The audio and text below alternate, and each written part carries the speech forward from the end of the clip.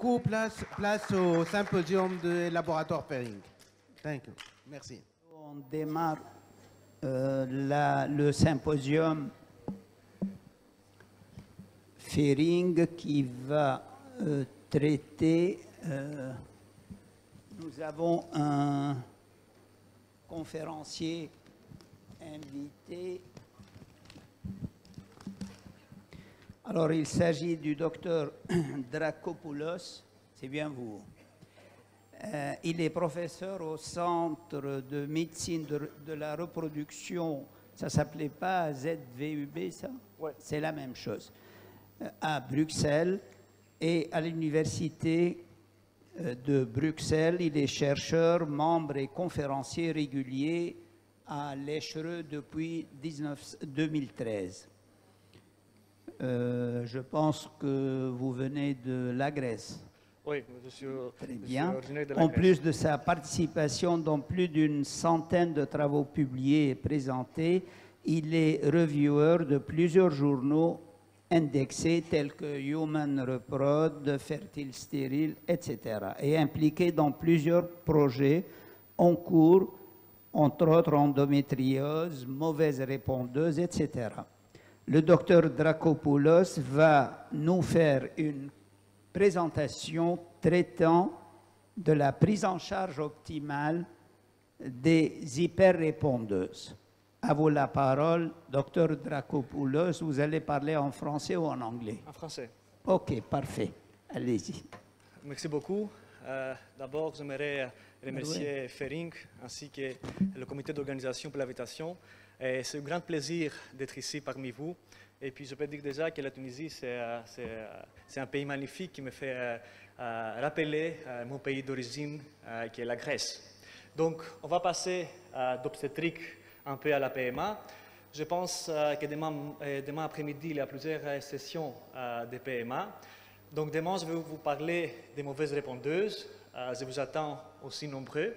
Et aujourd'hui, je me suis dit de vous parler des hyperrépondeuses.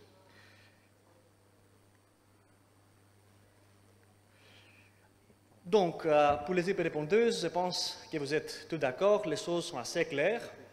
D'un côté, on doit éviter une réponse insuffisante, et de l'autre côté, on doit éviter une réponse excessive qui peut être liée au syndrome d'hyperstimulation, qui est l'ennemi numéro 1 pour nous comme médecins. Donc, je dirais qu'on doit cibler entre 8 et 14 ovocytes. Préférablement 11 ovocytes, c'est un bon chiffre, un bon numéro d'ovocytes lors de la ponction. Par rapport au protocole que vous devez utiliser, s'il vous plaît, il ne faut pas mettre le protocole long.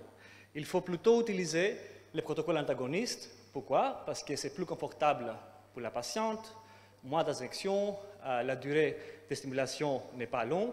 Et en plus, on a l'avantage de déclencher avec de l'agoniste si la patiente est à risque d'hyperstimulation et congeler tous les embryons. Par rapport à la dose que vous devez utiliser, parce que j'ai eu récemment une discussion avec un de vos collègues qui me disait qu'ici en Tunisie, vous avez peur de mettre 150 unités. Et je me suis dit, peut-être vous êtes influencé par cette étude randomisée venant d'Hollande, publiée en Human Reproduction en 2017, comparant 100 unités avec 150 unités. Et comme vous pouvez voir sur les graphiques, ça semble qu'il n'y a pas de différence sur les taux de naissance. Mais toujours, quand vous avez une étude randomisée, il faut voir tous les détails, même les détails qui se trouvent dans les tables supplémentaires. Parce que si on regarde attentivement, on va voir que presque 20% des patientes qui avaient une stimulation avec 100 unités par jour n'ont pas eu de ponction. Donc, imaginez-vous le scénario. Vous avez une patiente avec un compte folliculaire à 20, une AMH à 5 nanogrammes par millilitre. Vous faites la stimulation et vous arrivez à dire à la patiente que, madame, malheureusement, il n'y aura pas de ponction parce que vous n'avez pas assez de follicules. Je pense que c'est ridicule. Par rapport à la gonadotrophine que vous devez utiliser, on n'a pas beaucoup de données, mais quand même, on a une très bonne étude de ARCE de 2014 qui a comparé, qui a inclus en fait des patientes qui avaient une AMH plus que 5,2 nanogrammes par millilitre. donc des patientes prévues d'être hyperrépondeuses. Les patientes venaient de deux études randomisées bien connues, le MERIT et le MEGACET. Donc, les deux ont comparé la FSH recombinante avec la HMG. L'une sur le protocole agoniste, l'autre sur le protocole antagoniste. Donc, ARCE a montré que pour les hyporépondeuses, si on met de la HMG, il y a moins de patientes avec une réponse excessive. Donc, par conséquent, moins de syndrome d'hyperstimulation. Mais ce n'est pas que ça. Les taux de naissance avec de la HMG étaient significativement plus élevés par rapport à la FSH recombinante. Vous voyez, le p-value est à 0,012. Mais ARCE est allé une étape plus loin, parce qu'il a dit, OK, on trouve des différences entre les deux gonadotrophines, mais peut-être c'est à cause de l'âge de la patiente, du protocole utilisé, du nombre de ovocytes. Donc, il a fait ce qu'on appelle en statistique une régression.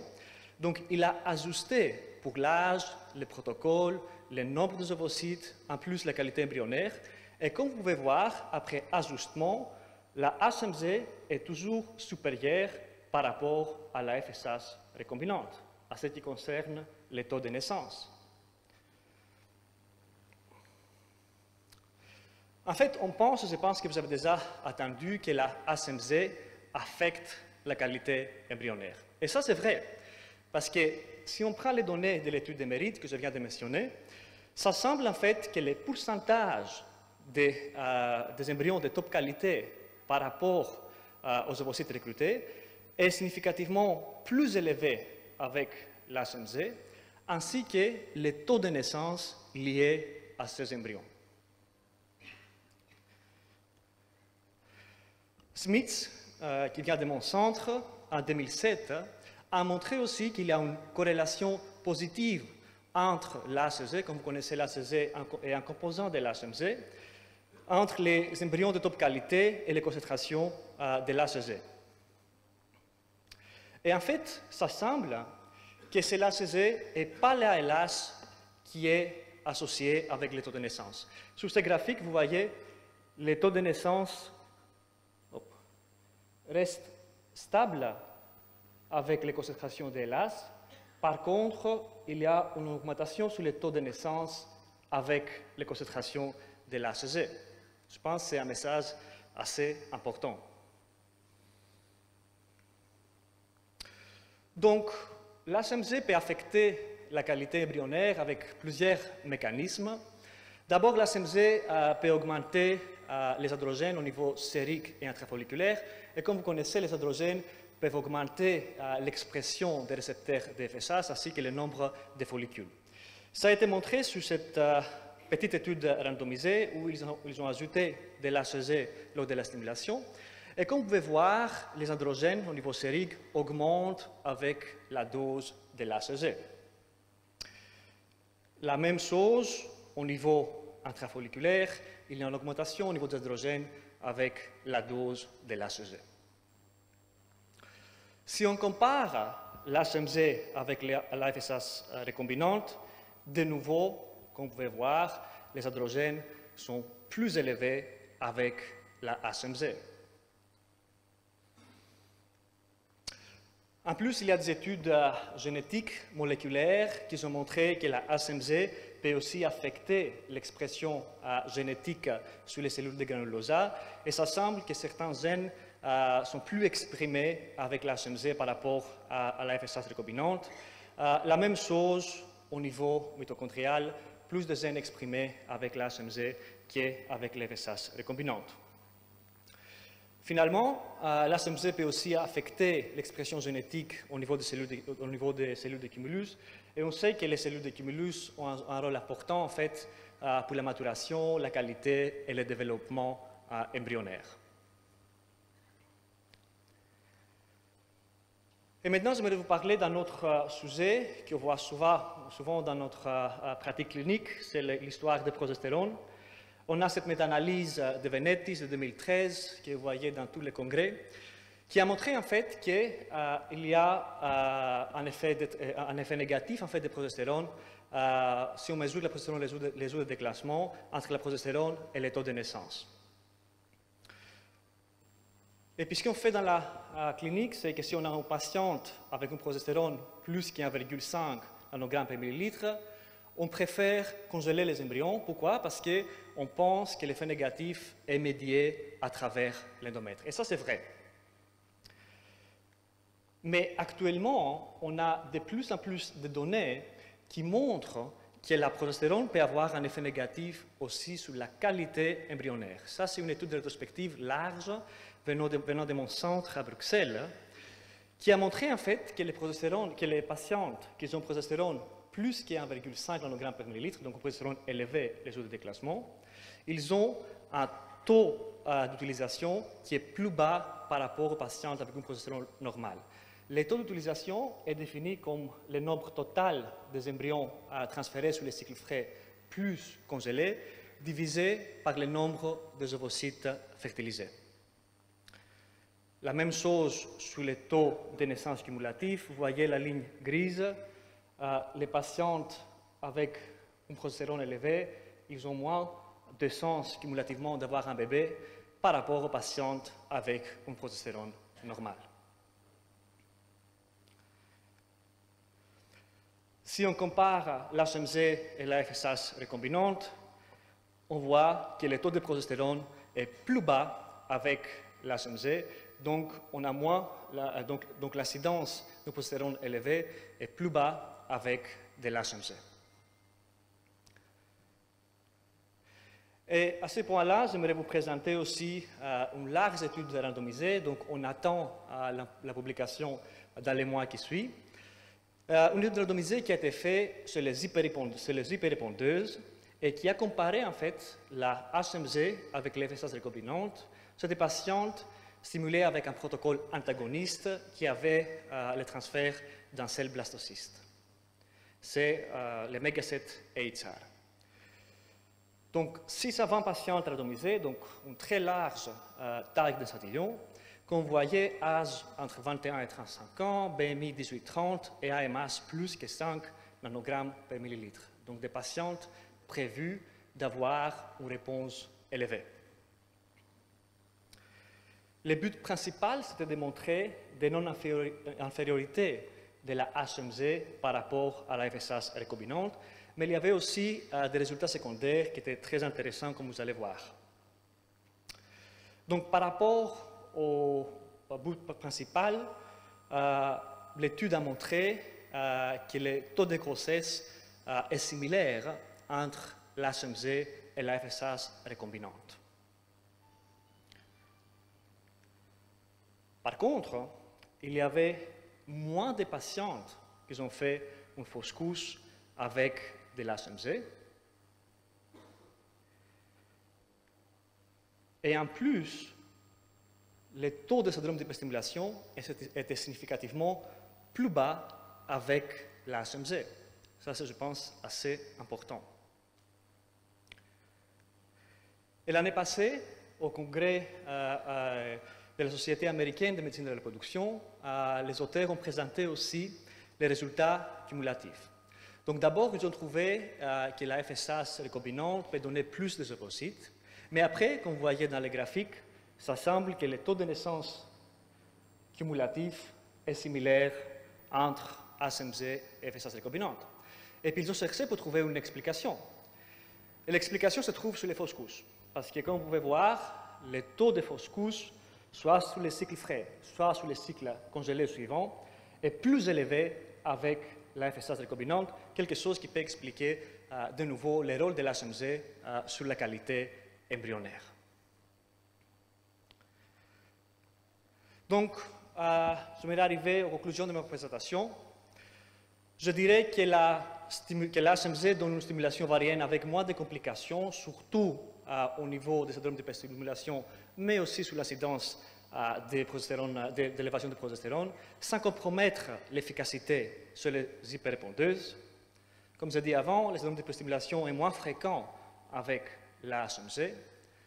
Et finalement, je dirais que la HMG dans un protocole antagoniste avec une dose de 150 unités par jour est probablement le premier choix pour les patientes à risque d'hyperstimulation. Je vous remercie de votre attention. Merci, Dr Dracopoulos. Et je présume qu'il doit y avoir pas mal de questions dans la salle. Oui.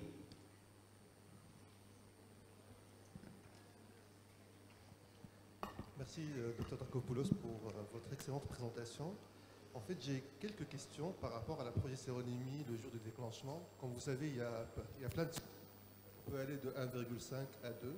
Ça dépend des nombres de CCO, ça dépend de la technique du laboratoire de la progestérone.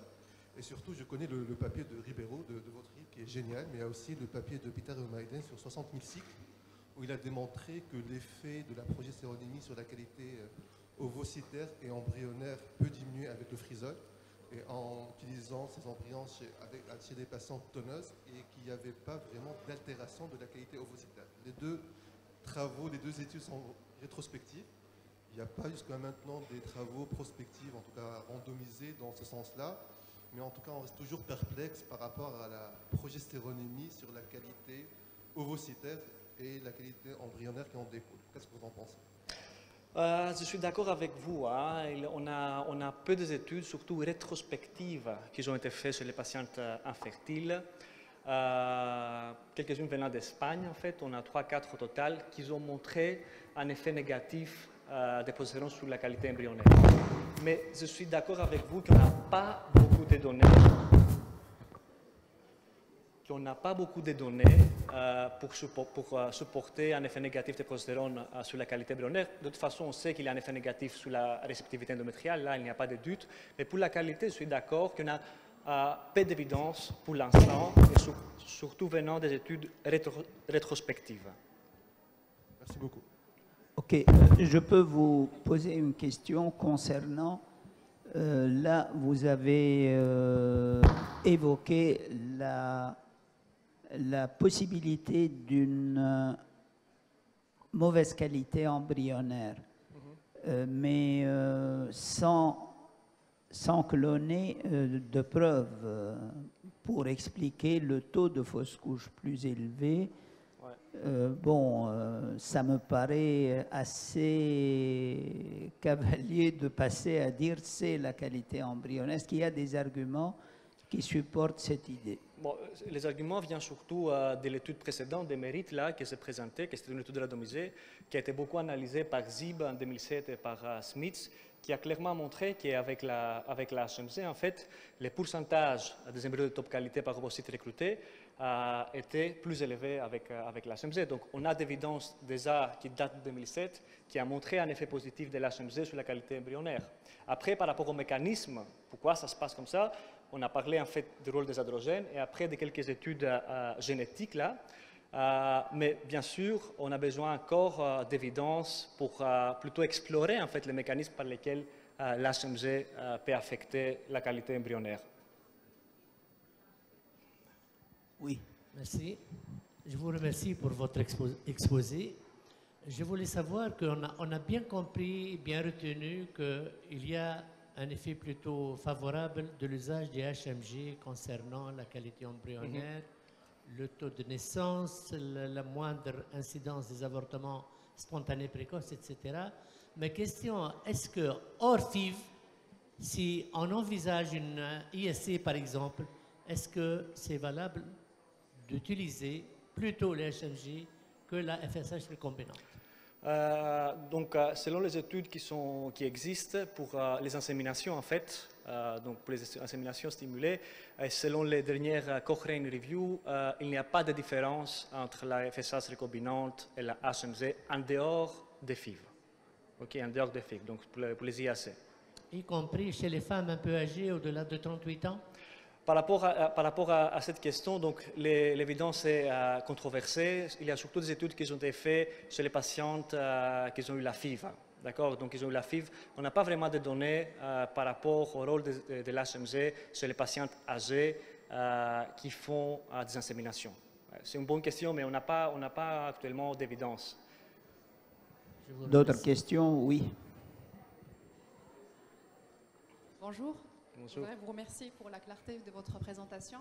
Alors ma question est, il est clair que toutes les études vont en faveur de l'HMG en matière de syndrome des ovaires polykystiques avec les hyperrépondeuses attendues. La question, est-ce que cette supplémentation, est-ce que vous la voyez autrement? Par exemple, est-ce que vous utilisez un protocole avec l'FSH initial pur pour avoir le recrutement, puis vous ajoutez de la LH pour homogénéiser un peu ce pool-là et avoir cette action sur les gros follicules. Comme ça, vous allez diminuer ce risque d'hyperstimulation ovarienne. Ou est-ce que vous donnez la HMG? Non, nous on ne fait pas des protocoles combinés. Hein. On ne fait pas de protocoles combinés. Je sais qu'il y a quelques centres en Europe qui utilisent des protocoles combinés, mais nous en Belgique, on ne fait pas ça. Je pense qu'il n'y a pas non plus d'évidence d'ajouter des gonados une après l'autre. Est-ce que vous faites le dosage de la LH et selon le profil hormonal ou le taux d'ALH, vous allez rectifier le tir en matière de déclenchement ou de supplémentation? Non, on ne fait pas les profils des LH.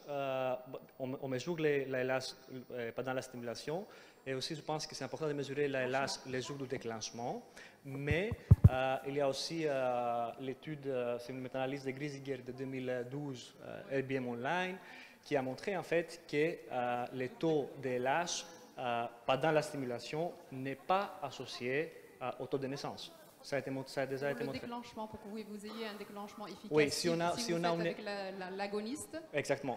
H10 ou enfin quelques heures après, est-ce que vous faites systématiquement le dosage de la H pour donner éventuellement une petite dose d'ACG? Si on a une LH, si les jours de déclenchement, on a une LH qui est indétectée ou inférieure à 0,1, à ce moment-là, on fait le déclenchement avec de l'HCG et pas avec de l'agoniste parce qu'il y a des papiers comme des meilleurs. Et puis nous, on vient de sortir maintenant aussi un papier sur Human Reproduction qui a montré que la collection ovocytaire peut être suboptimale si on fait le déclenchement avec l'agoniste.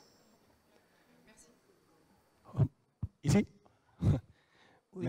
Merci, Dr. Darkopoulos, pour votre exposé, très intéressant comme toujours. J'ai une question, parce que vous avez nous proposé un petit peu cette option d'essayer de faire une stimulation légère, d'accord, en essayant de faire un cycle frais. Alors, je voudrais bien savoir quelle est votre expérience avec cette patiente qu'on attend déjà une réponse assez importante. Si ça peut être pas une option de proposer déjà une stimulation un peu plus élevée, entre 150 et 225 unités, mais avec l'objectif de congeler soit des ovocytes ou partie des embryons, puis proposer un traitement au cycle naturel, au plus naturel aussi, pour minimiser les effets négatifs au niveau de l'endomètre. Et de cette façon, on évite, dans les cas où si ça ne fonctionne pas, cette femme il va avoir plusieurs enfants, plusieurs transferts avec des cycles naturels. Deuxième question, au niveau de la progestérone, les jours de déclenchement, j'ai écouté les études qu'ils ont fait, Bosque et ses collègues. Et qu'est-ce que vous en pensez? Je crois qu'il vient de sortir une nouvelle étude au niveau aussi de l'équipe des González aussi de Barcelone, qui ont présenté que la variabilité de la progestérone journalier, il varie énormément. Et ça peut avoir des faux résultats. Merci. Oui, par rapport à la première question, nous en fait, on utilise en routine en fait 150 unités, 150 unités pour les hyperrépondeuses. On ne va pas plus bas, sauf si vraiment il y a une patiente qui a une AMH à 9 nanogrammes par millilitre, mais bon, on ne voit pas très souvent dans notre pratique des patients avec une AMH aussi élevée. Donc 150 unités, je dirais que c'est la dose standard pour les hyperrépondeuses. Et puis comme vous avez dit, voilà, on fait la stimulation sur le protocole antagoniste, et puis après, s'il y a un risque d'hyperstimulation, à ce moment-là, on peut toujours déclencher, faire le férisol, et puis par la suite faire le transfert sur des cycles naturels ou bien sur naturel modifié ou selon les protocoles de chaque clinique. Par rapport aux deuxième question, bon, je connais très bien, c'est l'équipe de Nikos Polisos, c'est un très bon ami de moi qui a fait cette publication qui est assez intéressant. C'est assez intéressant parce que ce qu'il a montré, c'est que la progestérone peut varier. Il a fait des mesures répétées chez les donneuses et qui a montré qu'il y a une variabilité assez importante au niveau de la progestérone. Je pense qu'on doit confirmer ces résultats, mais je suis d'accord avec vous qu'il met un peu en question les rôles de progestérone et puis quel est le rôle de progestérone sur la réceptivité endométriale. De l'autre côté, on a pas mal d'études, comme vous connaissez bien, des études génétiques qui ont montré en fait que l'expression génétique sur les endomètres est différente entre les patients avec une progestérone élevée. Mais certainement, je pense qu'on a besoin de plus d'évidence pour les rôles des progestérone et comment, quand on doit mesurer la progestérone, c'est le matin, l'après-midi ou le soir. Aussi, à vous dire qu'il y a aussi la méta-analyse de Griesinger en 2013, je pense, qui a montré que sur les hyperrépondeuses, on doit, lui, il n'a pas trouvé d'effet négatif de progestérone au CEG de 1,5. Après, il y a des autres études comme celui de Requena ou d'Exu qui a trouvé en fait que la progestérone élevée peut avoir un effet négatif sur les hyperrépondeuses si c'est plus qu'1,8 ou 2,25 nanogrammes par millilitre par jour. Donc, voilà. Juste une petite question. Vous avez parlé de la dose que vous donnez entre 100 et 150. Et vous avez trouvé que le résultat était presque pareil. Mais pour commencer, quand est-ce que vous commencez la stimulation? Est-ce que vous avez essayé de retarder un peu la stimulation par rapport à ces hyperrépondeuses? Est-ce qu'il y a une différence significative entre J2 ou J5?